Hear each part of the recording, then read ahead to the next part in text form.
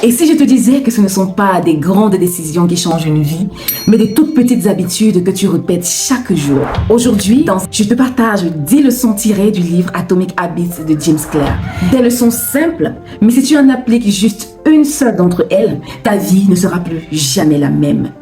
Reste bien jusqu'à la fin parce que la leçon numéro 10 est celle que la plupart des gens négligent. Pourtant, elle est très décisive. Bienvenue sur la chaîne. Si tu es ici, c'est parce que tu veux progresser, tu veux devenir la meilleure version de toi-même et prendre le plein contrôle de ta vie. Je suis Dorcas Yobi et sur cette chaîne, je te parle de clarté mentale, de discipline et surtout de croissance personnelle. Atomic Habits est un livre qui montre comment de petits changements quotidiens peuvent produire des résultats extraordinaires sur le long terme. Alors sans plus attendre, voici les 10 leçons les plus puissantes tirées de ce livre. Leçon numéro 1. Les petites habitudes ont un impact énorme. Dans la plupart des cas, on sous-estime souvent le pouvoir des petites habitudes. Est-ce que tu sais que si tu t'améliores de 1% chaque jour pendant un an, à la fin de l'année, tu te seras amélioré de 37%. Par contre, si tu regresses de 1% chaque jour, à la fin de l'année, tu tomberas presque à zéro. Le résultat des actions que l'on mène s'amplifie avec le temps. L'accumulation des petites victoires ou alors des petites défaites sur le long terme donne souvent un tout très important. L'auteur, pour montrer l'impact des petites habitudes sur le résultat, prend l'exemple d'une glace que l'on met à température ambiante pour fondre. À moins 3 degrés, sur la table, on a l'impression que rien ne se produit. À moins 2 degrés et demi, rien ne se produit. La glace ne fond pas. À moins 2 degrés, rien ne se produit. À moins 1, rien. À moins 0,5, rien. Mais à 0, l'action magique se produit. La glace commence à fondre. Et on a l'impression qu'il ne valait pas la peine de passer par les autres étapes. Pourtant, c'était très important. L'action était en train de se produire, mais le résultat n'était juste pas visible à l'extérieur. C'est la même chose avec nos actions. Parfois, tu as l'impression que tu agis, mais que tu ne vois pas la promesse des fleurs, que le résultat n'est pas visible. C'est tout simplement parce que tu n'as pas encore atteint un certain seuil. L'auteur prend aussi l'exemple d'un arbre qu'on est en train d'abattre. Au premier coup, l'arbre ne va pas tomber. Au deuxième coup, il ne tombe pas. Mais si celui qui abat l'arbre s'arrête là, on ne verra jamais le résultat. Mais s'il persiste à 5 coups, 10 coups, 20 coups, parfois c'est au 50e coup que l'arbre va tomber. Toutes les étapes étaient importantes. Tous les coups préparaient l'arbre à tomber. Mais à vue d'œil, on aura l'impression que ce n'est que le 50e coup qui était important. Ce n'est pas le cas. Ce sont les petits coups qui ont été menés qui ont fragilisé l'arbre pour permettre qu'il puisse tomber au 50e. C'est pour cela que si tu es en train d'agir, mais tu ne vois pas le résultat, ne te décourage pas. Voici donc 3 façons dont tu peux investir dans tes habitudes pour que sur le long terme, elles puissent te produire un résultat qui va te plaire. Tu peux donc premièrement investir dans le rendement. Par exemple, en faisant une action supplémentaire chaque jour. Si en plus du travail que tu as à faire, tu fais une action de plus, cela va te permettre d'automatiser le plus de choses et sur le long terme, tu gagneras en productivité. Il y aura des actions que tu feras avec plus de facilité et qui te permettront de gagner en temps.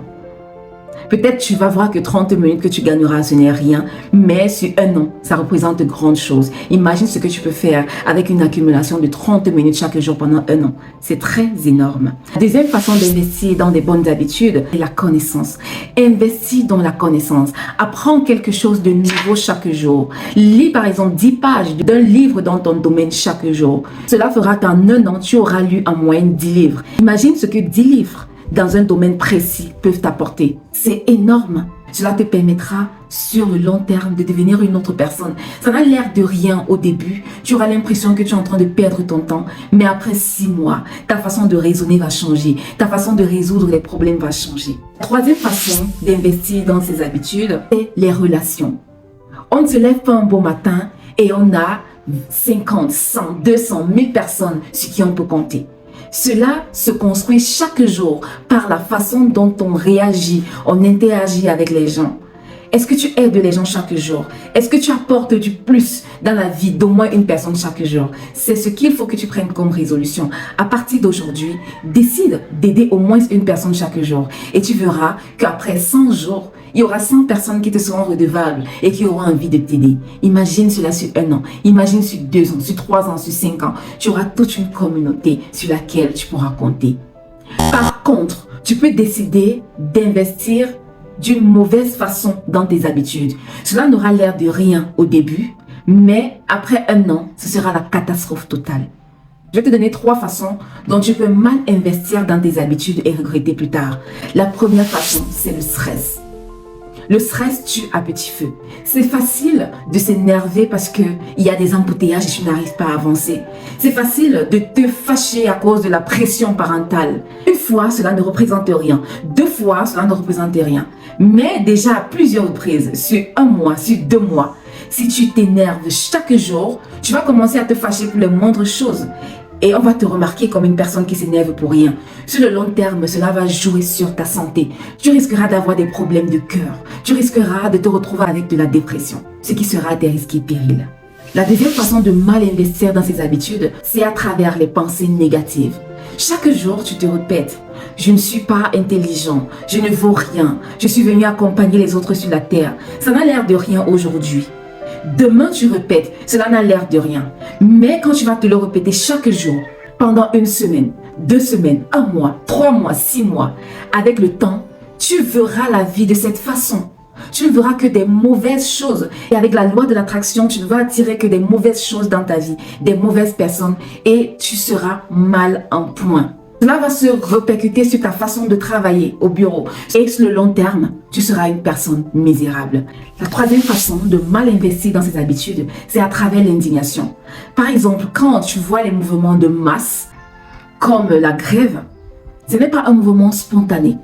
Ce n'est que le résultat d'une longue série d'agressions et de mouvements quotidiens. Et à un moment donné, une action s'est posée et la balance s'est penchée d'un côté et boum, le mouvement est arrivé. Et des agressions se faisaient ressentir chaque jour et l'impact a été la grève qui cause des morts, qui cause des dégâts matériels et plein d'autres choses encore.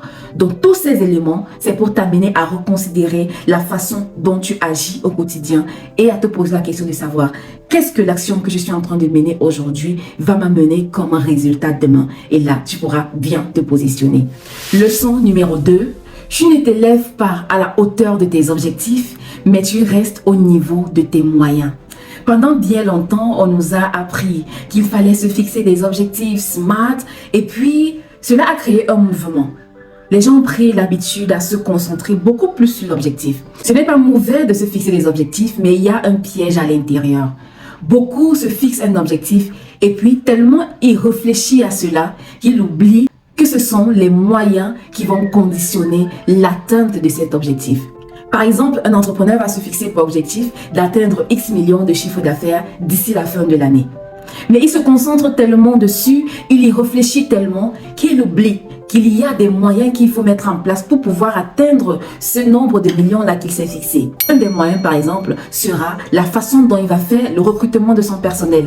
Un autre moyen sera la stratégie marketing qu'il va mettre en œuvre pour pouvoir vendre son produit ou son service. Mais dans la plupart des cas, au lieu de se concentrer sur ces moyens-là, il reste focus sur l'objectif. Ça, c'est le premier piège de l'objectif. Le deuxième piège de l'objectif, c'est que finalement, on n'arrive plus à se challenger même si on atteint l'objectif. Parce que l'objectif n'est qu'un changement momentané. Et dès qu'on l'atteint, qu'est-ce qu'on fait? C'est pour cela qu'on va voir beaucoup de cas où quelqu'un se fixe pour objectif de perdre 50 kilos. Effectivement, il atteint son objectif de perdre les 50 kilos. Mais après avoir atteint l'objectif, il rentre dans les mauvaises habitudes alimentaires et il reprend encore plus de kilos qu'il avait auparavant. Un autre point, selon l'auteur, est que l'objectif est un obstacle à notre bien-être. Parce que, avec l'objectif, quand on s'est fixé, il y a 2 hypothèses qui vont se produire. Soit on réussit en atteignant l'objectif, ou alors on échoue parce qu'on n'a pas atteint l'objectif. Et cela nous met dans une situation de stress. Tant qu'on n'a pas atteint l'objectif, on est stressé. Et si on réussit à l'atteindre, tant mieux. Si on ne réussit pas à l'atteindre, alors on se voit comme une personne défaitiste, comme une personne qui ne parvient pas à réaliser ses projets. Et cela n'est pas bon pour notre futur. Pour y remédier à cela, l'auteur propose d'apprécier le processus. Donc, de pouvoir se réjouir toutes les fois que les moyens qu'on met en place pour atteindre notre objectif sont en train de marcher. Chaque fois que tu utilises un moyen que ça marche, apprécie le processus. Cela te permettra de pouvoir avancer plus sereinement et de te détacher émotionnellement du résultat, qu'il soit très bon ou alors pas comme tu avais attendu. Alors, on va passer immédiatement à la leçon numéro 3. Ton identité est plus importante que ta motivation. Ta motivation peut te permettre d'avancer jusqu'à un certain niveau. Mais si à un moment donné, ce n'est pas ton identité qui entre en jeu, tu vas baisser la garde. Pour que tu puisses entretenir un changement sur le long terme, il faudrait que tu arrêtes de dire « je veux ». Et désormais, tu commences à dire « je suis ».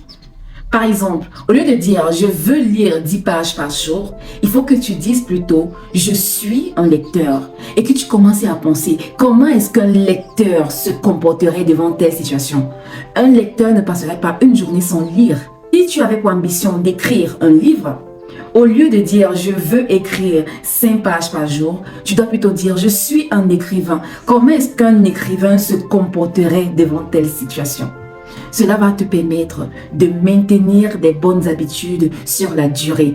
Et pour que l'identité puisse s'ancrer profondément en toi, c'est par la répétition. Si tu lis aujourd'hui et demain tu ne lis pas, bien que tu puisses te dire en toi « je suis un lecteur », en réalité, tu sais au fond de toi que tu n'es pas un lecteur. Alors, pour permettre que une identité puisse s'accommoder à toi, tu dois répéter régulièrement. Il faudrait qu'il y ait une multitude d'actions qui s'accommodent à cette identité. Leçon numéro 4, rends les bonnes habitudes évidentes. Si tu veux adopter une habitude, elle doit être facile et surtout visible. Si tu veux par exemple prendre l'habitude d'aller au sport, il faudrait que ta tenue de sport soit placée là où tu vois.